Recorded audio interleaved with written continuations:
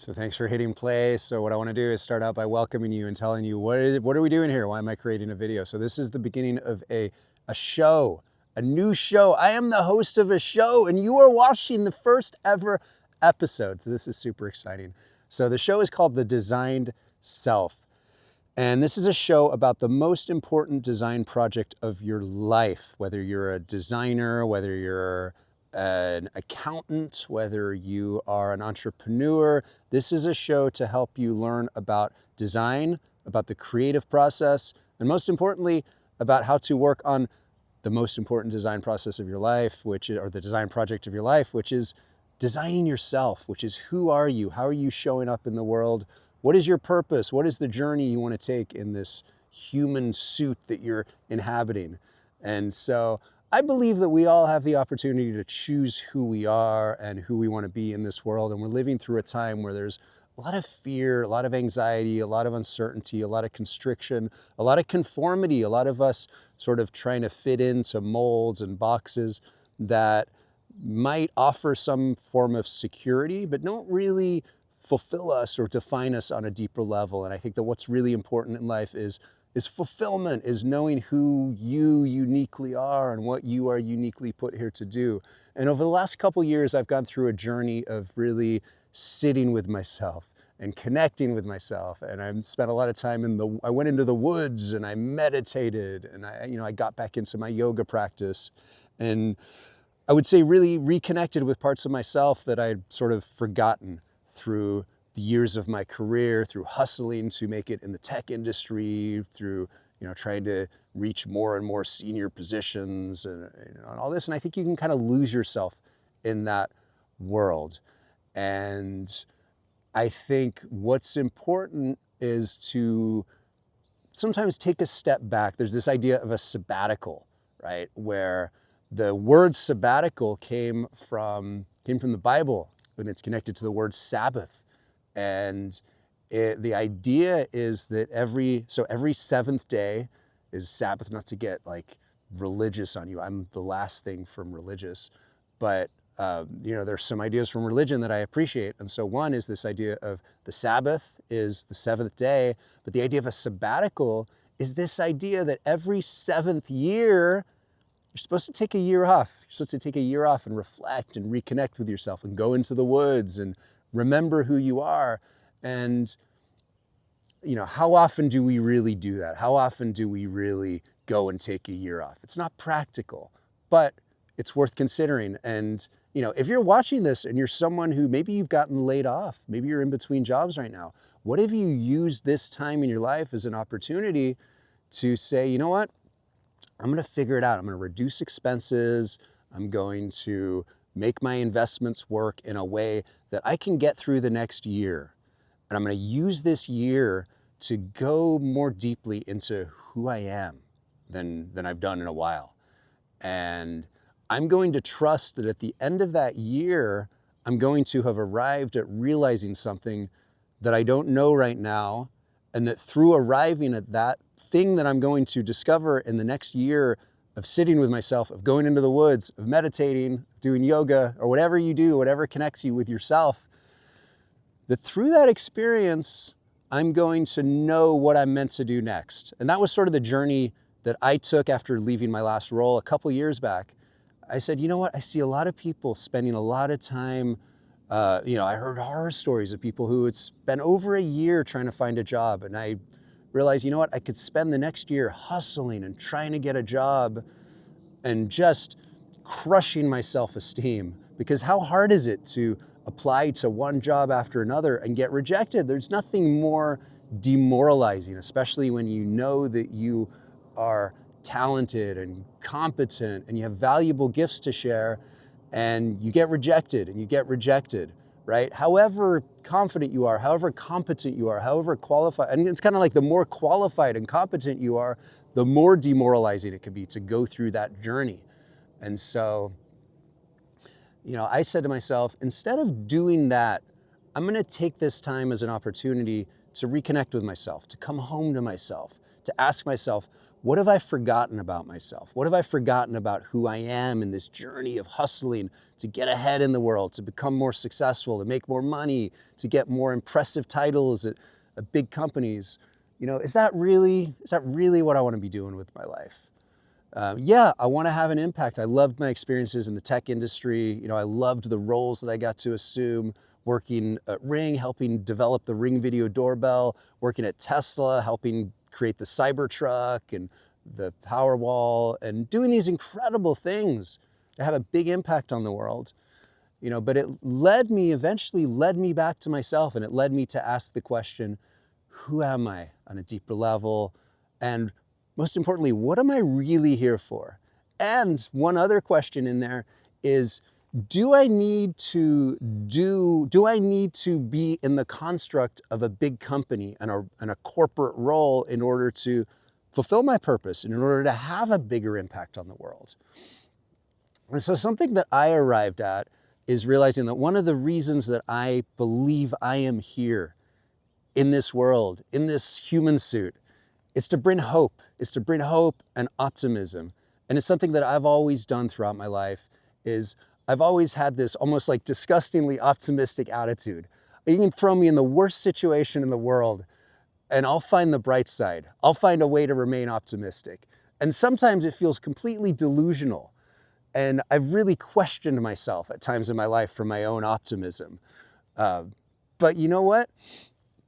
I think optimism is a beautiful gift, and I think hope is a gift, and I think it's really, really important to be optimistic. I think it's really important to be hopeful.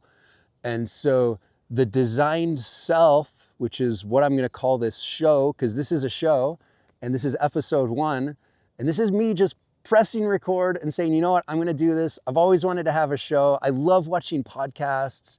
I've enjoyed podcasts for years. And I've always fantasized about the idea of seeing myself in that position where I have my own show and I interview different people, and my work is about having conversations. Because you know what? My favorite part of every job I've ever had has been, it's been the conversations. And at Ring, for me, one of my favorite parts about the job was having conversations with customers. And I spent my first month when I joined Ring, I spent 7 years at Ring building the Ring video doorbell. And in my entire first month at Ring, I was lucky. Our founder gave me a stack of Ring video doorbells, and he was, you know, open. He was really big on understanding customers, you know, and that's what made Ring what it was, is because we really dove deeply into knowing our customers. And for me, I jumped right into that ethos. And so my first month at Ring, I spent that entire month just driving around Santa Monica with a stash of Ring video doorbells in my car, knocking on doors, going on Nextdoor, saying, hey, I got this thing, it's a video doorbell. So what it is a camera that attaches to the front of your house. It replaces your doorbell. So it replaces your doorbell, and it's got a camera in it. People are like, what? That's crazy, really? Like, yeah, let me show it to you. And so I'd bring it to their house, and I'd give them the box, and I would say, you know, I want to watch you open this thing and install it, and I just want to understand what your relationship to this product is. And in that journey, I got to know people, had these great conversations. People invited me into their homes, and I learned about people's relationship to technology, what people thought about this idea of a connected device, because at the time there wasn't really a connected device industry. So the Ring video doorbell was really one of the first connected devices. Alexa came out around that same first year after Ring had raised their Series A, 2014, and then 2015, I think that was the year Alexa came out. That was a new thing, so people were just starting to understand and experience devices that lived in your home and connected to the internet. You know, so for me, it was just a journey of talking to people and understanding people. And then as we grew the company, I loved getting to know our just different people around the world as we built teams in Ukraine and England and Malvern, and, you know, just the conversations and the connection. And to me, that's what business is about. And that's what life is about, is finding opportunities to connect and I am sorry if I get rambly. So one of my goals here is going to be to really be focused and to get clear. And so I wanted to point out, I'm wearing my Grateful Dead hat because the Grateful Dead is not only the best band in the history of the universe, but the Grateful Dead represents the ethos of how I want to live my life, what I want to be doing here with this show, which is really about the ethos of improvisation, the ethos of existing in the moment. And I think what's really important there is the idea of creating structure in your life. So I know I'm talking about a handful of themes, I'm kind of all over the place, but hopefully I'm going to pull it together here. But for me, the Grateful Dead represented this idea of having structure. You know, and if you listen to the Grateful Dead, they have songs like Dark Star, which is this beautiful jam with a great melody and then beautiful poetic lyrics written by Robert Hunter. And there's the song is defined, the lyrics are defined, the core motif is defined, but then you get to a certain point in the song and it goes into exploration, improvisation, and Jerry might do a 20-minute guitar solo that he's never done before. And the band just lets the music take them where it wants to take them. And I heard Bob Weir once say that, you know, Dark Star is always playing somewhere in the universe, and our job is just to tune into it. And I believe that's part of life, that's part of what we're here for, is to tune into forces of the universe that want to operate through us and lead us to express things. So not to get too mystical on you, but I think going back to what I was talking about earlier, conversations are one of my favorite things in the world. So that's one of the reasons I'm here doing this, is because I love conversations and I want to have conversations, more interesting conversations in my life. And there's a lot of things for us to talk about, especially in the world right now. You know, whether it's AI, whether it's how do I have a bigger impact, whether it's how do I find my deeper purpose, whether it's how do I feel empowered in a world where I feel disempowered because I don't know what I'm doing anymore. I don't know how the skills that I've spent decades building and the person that I've spent my life becoming applies to this world that is emerging and the changes that are taking place in the world. How am I relevant? How do I fit in? You know, I'm in midlife and I feel like a dinosaur in some regards. But here's something I want to offer, and this comes back to what I was saying earlier about really feeling like my role here is to offer hope and optimism, is that there is nothing, if you take away one thing from episode 1 of my show here, it is that there is nothing in the world more valuable than your perspective. So, you know, we get hung up on skills, on knowing all the latest AI tools and, you know, knowing all you never know all the platforms, by the way. There's just too much to keep up with right now. And so if you remember this, that the most important thing, the most valuable thing that you have to offer is your perspective. Or that's kind of all I'm doing here, is offering my perspective, and hopefully that's valuable to someone. And I think that's the compass. That's the way to lead yourself into wherever you're meant to be going next, is to remember that it's not about skills. Yes, skills are important. Yes, understanding AI is important. You know, yes, understanding your discipline and the different skills related to what you do are important, but there's nothing more important than your perspective. And if you look at the most successful people in any field, what you'll notice, you know, whether it's the most successful designers or the most successful people in whatever field you're in, you know, something you'll realize is that the thing that makes the best people and the most successful people and the people that others listen to and look to for guidance the best is not often because they're really skilled as a visual designer, for example. It's not often because they're really gifted with typography or hierarchy. Like, yes, they might have those skills, but the thing that makes people really excel is their perspective. It's your unique worldview. And so this is something I'm going to be talking about, whether you're a designer or in another field. because I think this is more important than ever, is how do you cultivate your perspective? What is the philosophy behind your work? And if you want to start thinking about this now, what are your values, right? So every role that you've been in throughout your life, everything you've ever done, there's a set of values that have informed your work. And for me, it's what I mentioned earlier. It's about communication, connection. When I lead teams, when I work with teams, it's about psychological safety. That's a big theme for me, is creating environments where people feel safe to do their best work, where people feel safe to express their authentic self and to be who they are, because that's where the best work happens. The best work doesn't happen through pushing yourself to focus for 12 hours straight. And, that's the antithesis of the way to do your best work. Your best work is done through the space that you create by having that structure, like Dark Star, having the structure and then having that point within the structure. And this is what the creative process is about. And this is another thing I'm going to be talking about, which is like having the structure, having the framework.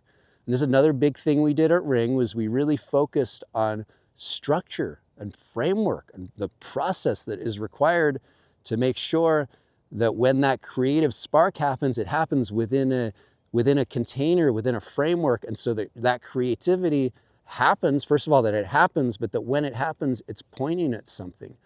It's predetermined what that creative spark is going to point towards, so that something magical happens. And so to me, that's what psychological safety is about. It's about creating a space where people feel safe to express themselves authentically as they uniquely are. And you're not just trying to do what you think the boss wants you to do. You're not just trying to fit in, but you are free to bring your own unique perspective and your own unique ideas to the table, even if they seem stupid or crazy or out there, because sometimes often I would say that's what leads to new breakthroughs and new ideas, is being willing to show up. And so my point there is that that's always been one of my big values, is psychological safety and understanding within corporate environments that don't always feel safe.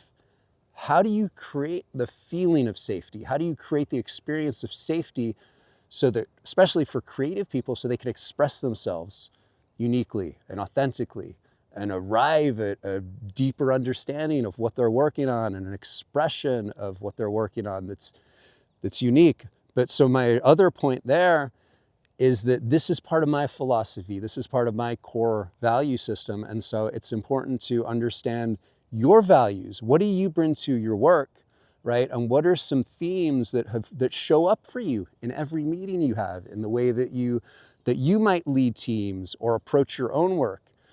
And so those are the things that can start to point towards your philosophy, your unique worldview. And then how does your personal experience, what is the journey you've had through life? What kind of adversities have you overcome? What have you had to navigate that's helped make you who you are? And then how does that sort of interweave with how you approach your work? And so the point there is you're a multifaceted, I don't know how to say that word, but you're a complex being with many layers to you. You're not simple, you're not straightforward, and that's a beautiful thing. So embrace that and understand that all of that is what makes you valuable. All of that is what makes you who you are. It's not about getting new certifications or skills in AI or particular tools or whatever. Again, all of that is important and it's helpful, but what's more important is your context. Like Dark Star, that frame of reference, the song, the structure, and then within that, having that lead you to your unique expressions and your unique applications of skills. So again, who are you? What's important to you? What do you value? And again, knowing that the most successful people know who they are. They know what they stand for. They know what the ethos is that they bring to every project or every work or every job or every situation they're in. They'll do that over and over again.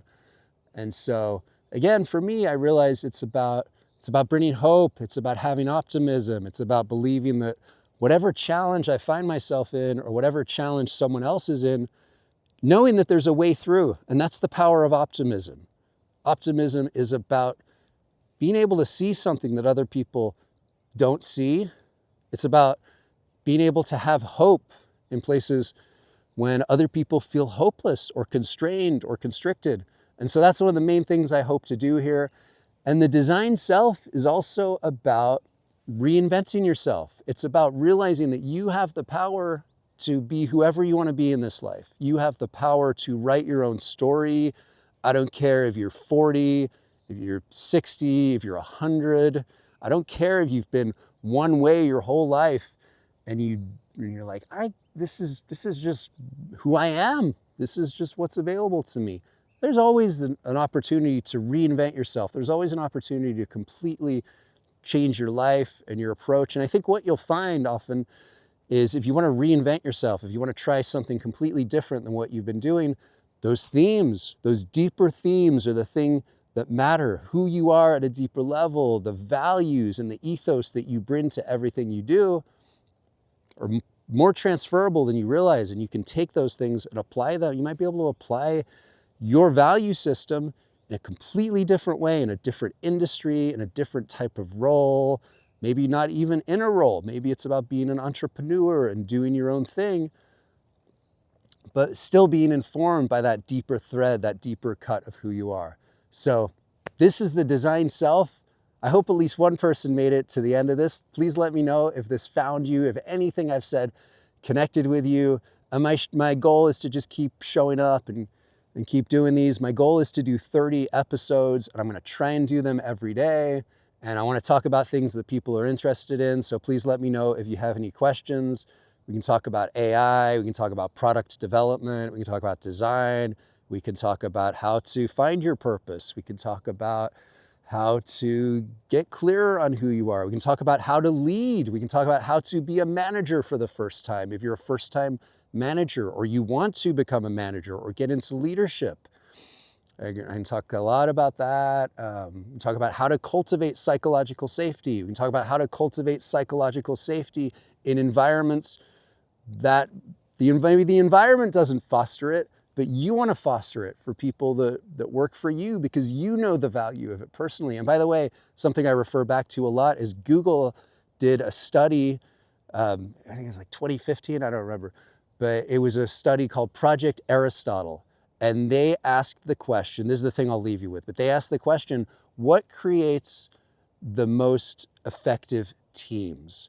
Is there one characteristic that all of the best teams share? They studied hundreds of teams across Google, and what they arrived at, and this is one of the reasons I talk so much about psychological safety, is what they arrived at is that the most successful teams all shared this attribute.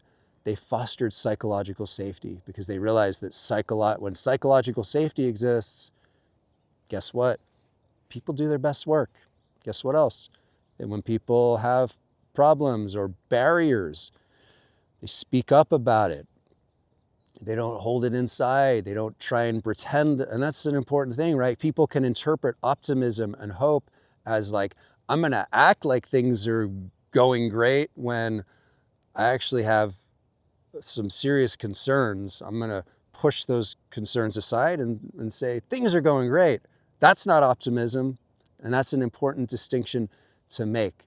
So you got to address the concerns, and if you're a leader, it's important to cultivate an environment where the people who work for you will bring up concerns to you, will surface issues to you as soon as possible, because otherwise you could burn a lot of time, burn a lot of energy, go in the wrong direction. So this is why it comes back to the importance of communication and connection and fostering conversations about meaningful things. So that's why I'm here, hopefully to foster some meaningful conversation. Thank you for watching the first episode of The Design Self. I'm also doing this because I'm creating a newsletter on the Substack platform. And so I'll link that in the description. Come find me there. I'm working on the first, the first installment, first newsletter edition. It hasn't been published yet. At the time of this recording, I have 3 subscribers. I think one of them is me. So thanks so much for being here. Thanks for watching this. I really appreciate you. I would love to hear from you in the comments once again, and I'll see you tomorrow.